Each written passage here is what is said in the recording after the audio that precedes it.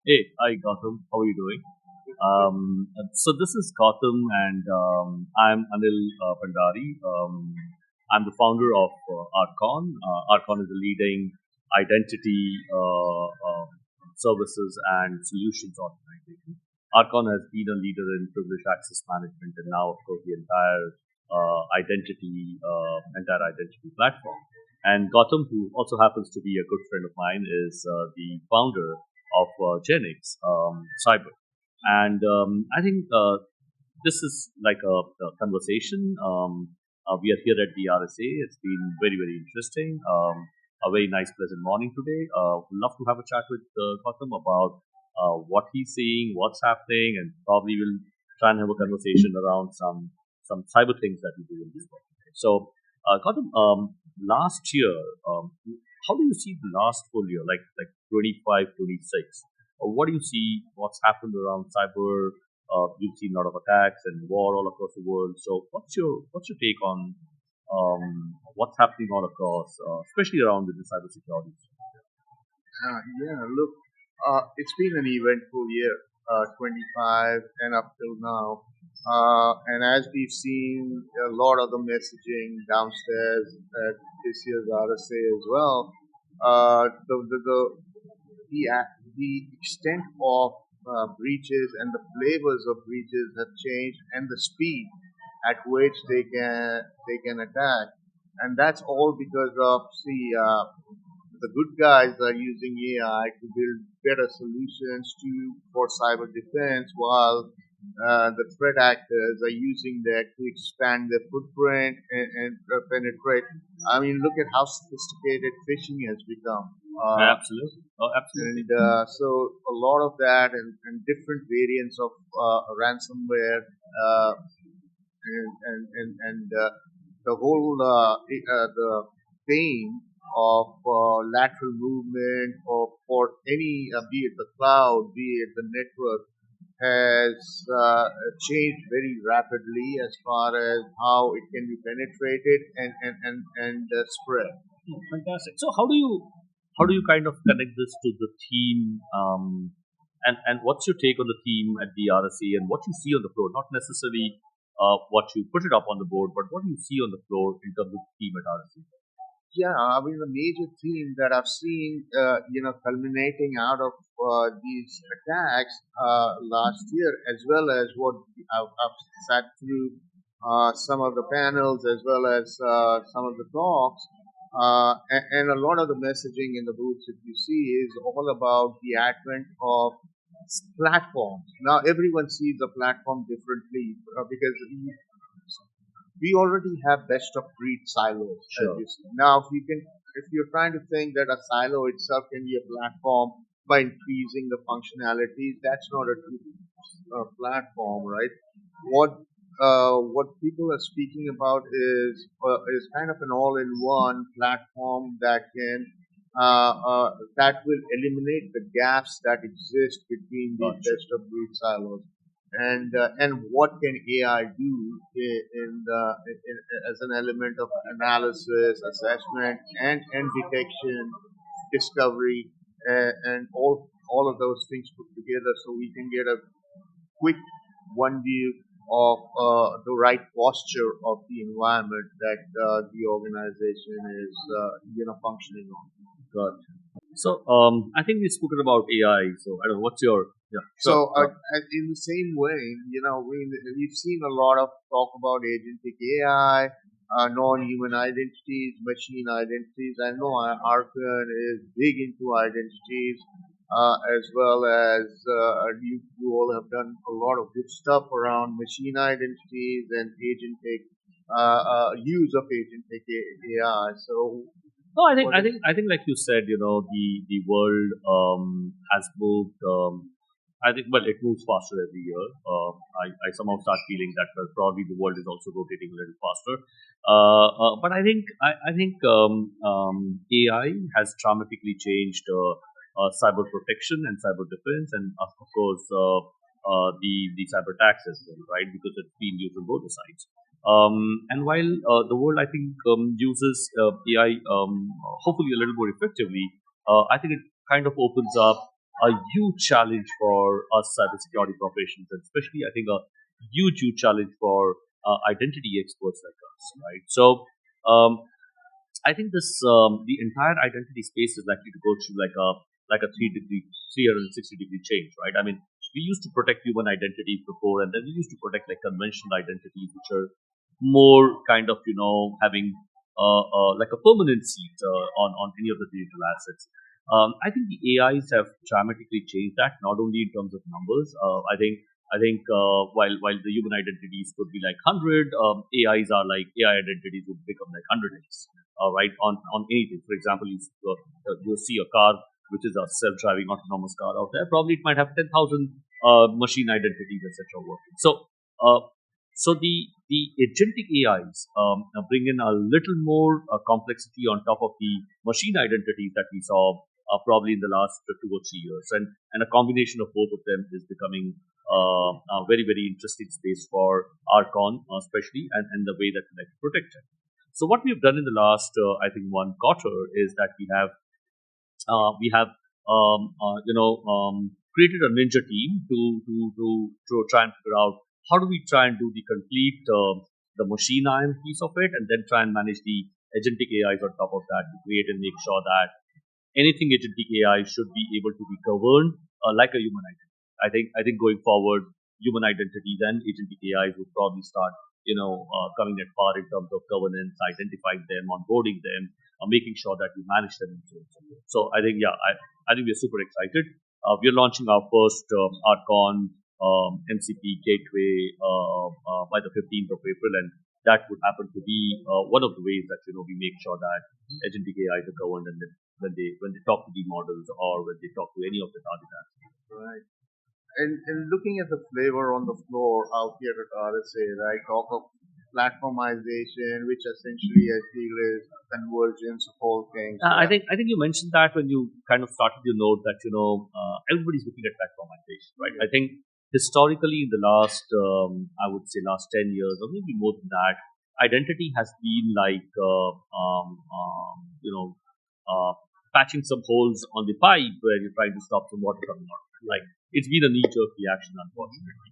And while it served the purpose because every organization was trying to mature in that space, people were trying to quickly fix things and stuff like that, which is good to do. But having said that, over a period of time, it becomes essential that all the cybersecurity moving parts are able to try and get into a silo and create a value for you in a way that you're able to orchestrate it to be able to get the desired outcome. So I think that is becoming more and more important because suddenly you have like a whole chunk of security products trying to do different things in that order. So I think I think the world is moving towards two very important pillars in cybersecurity, and I think one would be the identity-centric security, and the other would be the contextual data-centric security. And I think these two are becoming very important, and that is the reason that we see a lot of platformization, because eventually you need to triangulate and make sure that you create some flavor around it.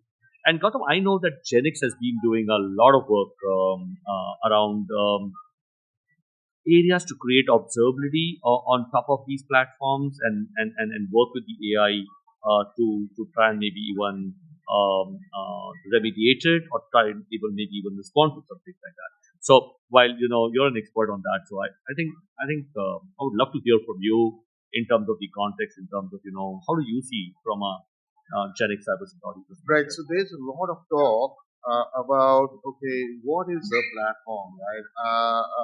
In the old days, a platform people used to mention was a dashboard sitting on all things, right? I mean, you have a tool for endpoint detection, you have a tool for but what at Genix Cyber what we believe is you cannot eliminate the operational costs of these stack of 16 different or 17 different technologies or tools Sure. sitting in an environment, and also eliminate the gaps between them, right? So if you want a single point of posture management, a single trust score for your environment, there has to be a sense of convergence, and you know a lot about Sure. because you've done a lot in the identity space, in the convergence field, and so what Genix Cyber has been researching for a long time and has come forward with a platform which we believe is a true platform in the sense that it has all technologies inbuilt. Now, while it does have all this inbuilt, but we understand that they are market leading, products that people or organizations have already invested in. So we have the ability to kind of work with them together. So Sure. we can onboard them real quickly and then integrate them into our converged platform. Overall, So in the same breath, how's this going to come with so many cybersecurity products in the market? Right? How do you think that what's the value proposition that you bring in terms of this platform that you have because of so many cybersecurity products and so many moving parts? Right? What's your take on that? Yeah, exactly. So, I mean, the so many cybersecurity products is, in my mind, a problem in itself, Yeah, right? yeah, And that's where you require extremely different set of skills. Yes, different teams, sure, different operational concepts. A lot of service dollars come into play. So, so that's why the plot platform, right? And to eradicate all of that plus the gaps, right? Now, we understand that while you can't provide everything under the sun through a platform, there are still best of breed technologies sure. out there that have been deployed at organizations. So there's got to be a foundation where you can onboard these technologies very Gotcha. quickly and work in tandem with them and still be able to provide the larger value. Now, whatever the gaps are missing from a technology point of view, the platform can fill in for those gaps as well and provide the complete picture. Gotcha. So it's yeah, I mean it's not an intent to replace, but to revive. Fantastic. Fantastic. No, I think you guys have been doing some good work, and I've seen the flavor, and I'm sure that in the market that will be highly appreciated because the view in terms of trying to understand which products are bringing what value, and then converting that value and converging it is absolutely critical and very important. So I think people would be able to have an amazing amount of value coming out of that platform. So, Yes. no, thank you. Yeah, Yeah, and you asked me a question about what else did I see last year till now, right? So privileged identities have become very prominent. In fact, every identity's got some sort of a privilege, right? If you sure. consider roles or entitlement, that is privilege. And you all are, kind of best of the breed, if I may say so, in the privileged identity space. So how do you see that, kind of changing and with the advent of AI? What is Oh yeah, I ARCON think I doing think to this is it? going to become super exciting for us. Privileged identities have always been one of our core subjects, and that's been our strength. Not to mention that non-privileged identities are not important. I think they are super important. And I keep saying that it's no longer, there's nothing going to be like privileged. You would need to have a context built into every ID, and some ID would have a separate context, and some identity would have a separate context.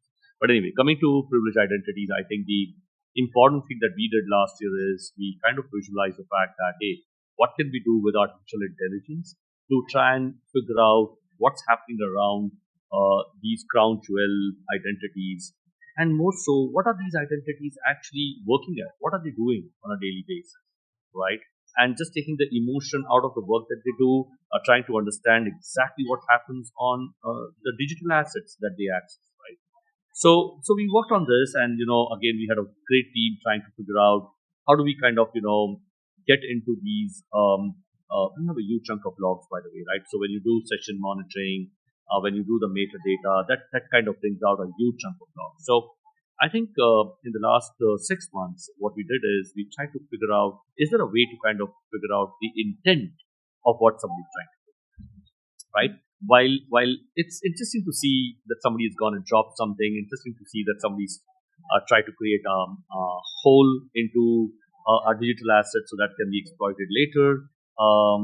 We are not very sure about the intent of a person in terms of what he's really doing on the machine. And then what we did is we injected that a huge chunk of our logs. into our own developed and model for artificial intelligence. And this gave us an amazing insight into what are people doing on a daily basis. So what we did is we tried to create an intent of every human identity that interactively works with the digital assets. And then over a period of time, we saw that this intent, we married it to the intent of, hey, what are you doing for the full month, right? What have you done in the year, and so on and so forth. And we were able to then understand that if, like, how do I put it? Like, for example, somebody does a normal operation, will say stop a service and start a service, right? Stop a service and start a service, the intent could be that I'm just doing some administrative action. So I don't have to worry about it. That's my normal behavior. I'm applying a patch. I might have to stop a service and start a service. But I stop a service and I do say, for example, I try and delete some files and then I start a service. I might want to delete some log files and then I start a service. Then we probably understand that, hey, you know what?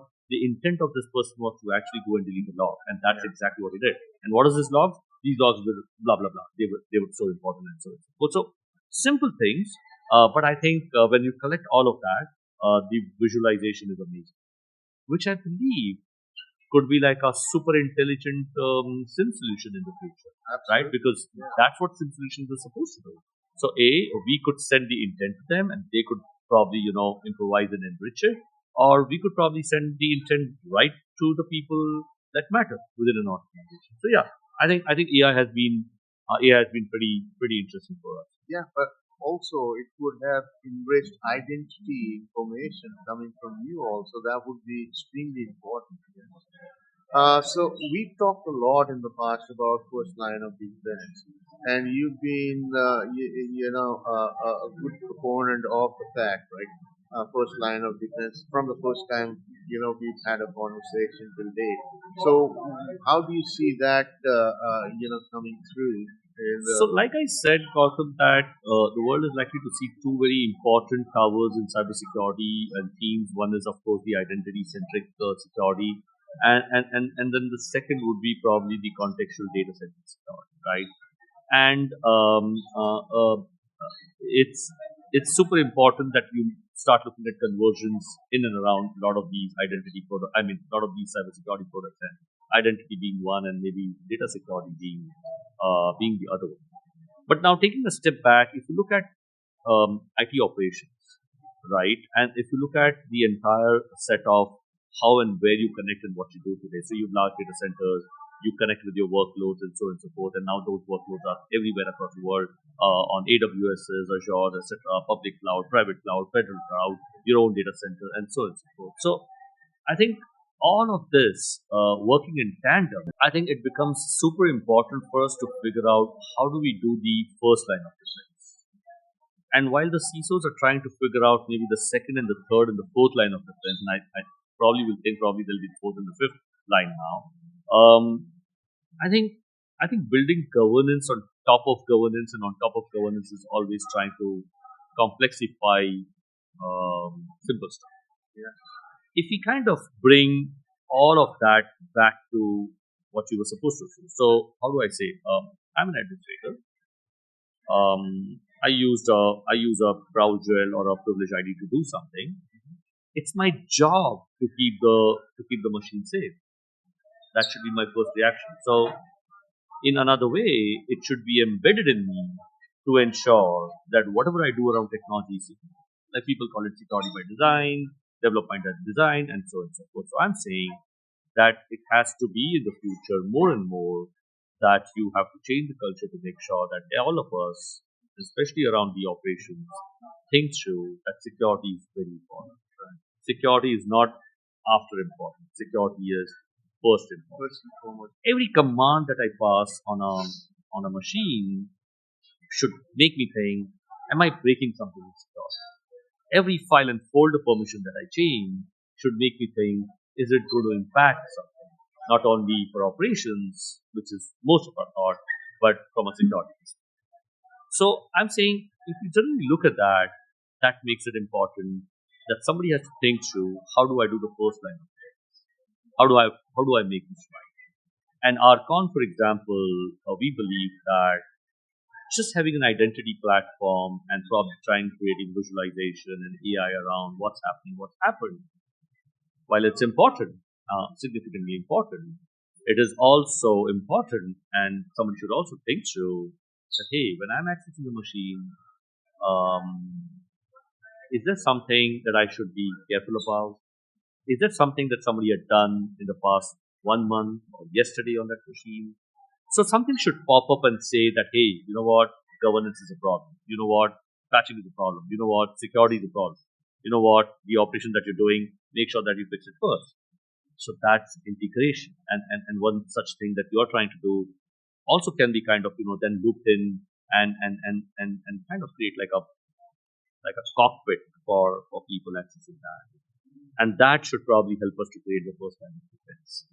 And if we build that up slowly, then the second and the third line becomes super easy for a period of time. I'm sure there are a lot of things generally otherwise that would come in the world that somebody would need to protect that, but simple things, simple first, right? So very well put, Anil. So I mean that has been our goal. I mean we built the AI foundation to do all things cyber. Yeah, no, I know. You keep saying all things cyber, so that's absolutely a very interesting. I don't know. You should probably try and trademark this all things cyber. I don't know if that's already existing or not, but yeah. So no, you have a amazing point. So while I said the first line of defense, platformization, AI is talking to each other, all things cyber has become important, interesting. So what's your like the big picture around all things cyber? Yeah, the big picture is absolutely what you said when you were saying, right? That it seems impractical to build layer upon layer upon layer of governance, right? And there's got to be this sense of convergence. Now, so you have your layer of endpoint detection, you have your SIEM, you have your vulnerability assessments or management, you have compliance monitoring, cloud security. The list goes long. How do you see, okay, what is your overall trust score? So I call this all things cyber as in the sense, see, what is the story that we are trying to solve? And what is a breach? An unauthorized access to a data element. Sure. At the end of the day, right? Sure. So you have to prevent that story from taking place, and there are multiple elements to it. So you have to then converge those elements to make sure that you get to that story when it happens, and be able to defend against it. So that's essentially what we have built with, with these different technology inbuilt into Argus, which is a platform where we built an endpoint, we've done compliance monitoring, cloud security, the whole 9 yards. So that's all things like that. But in a single view, you can ask the AI that have you been breached? If you're breached, it will tell you with evidence as to where and how and what you need to do to protect yourself. That's and it can cool, also respond actively wow. to if you configure it so to kind of take the remediatory action. Wow. That's where so you're saying you can actually ask the AI saying, hey, you know what, tell me if I've been breached. Yeah, or can I be breached? Okay. Or what is my top compliance issue? And that's where technology like ARCON to us is very important, because we are building that identity context into all of that. Okay, right? lovely. As far as so we can tell you the source, the destination, pinpoint even the longitude, latitude where the attack is coming from, right? So and you enrich that with the identity context. That is going to be humongous. Not only that, if we see the story taking place where an unauthorized action is taking place, I will invoke ARCON to disable that access or do a step up. Gotcha. Right?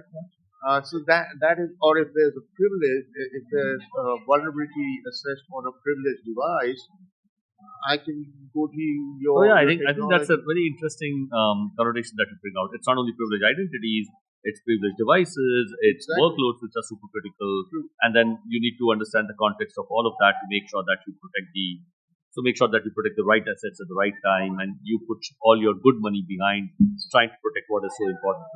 Hey, you know what, Gautam? I think this has been fantastic. I think catching up with you at RSA is always so exciting, Always great. and I think let's keep the world safe, and let's keep talking about more and more of these interactions and Absolutely. intersections between how we create value to our customers. That's absolutely right. That's why conferences like these are so important, right? Because we're building a community to keep the world safe. And not only that, our goal also should be to keep cyber, not as scary as it seems, Yeah, right? yeah, yeah. Uh, Make it uh, simple for people, Make right? it simple and affordable and accessible. So I think that's all we are, jointly moving towards, and it's a great thing. Thank you, thank you. Yeah. I appreciate that.